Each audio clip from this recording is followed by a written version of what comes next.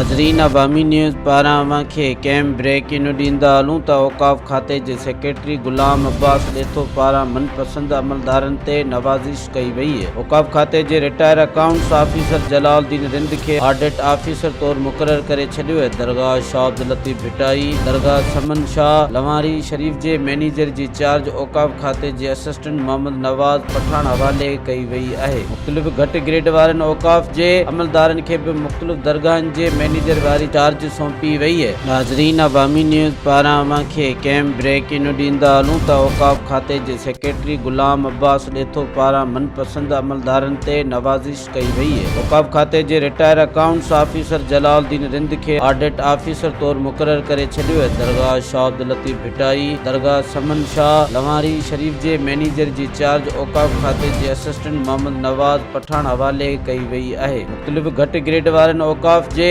अमलदारनि खे बि मुख़्तलिफ़ दरगाहनि जे मैनेजर वारी चार्ज सौंपी वई आहे।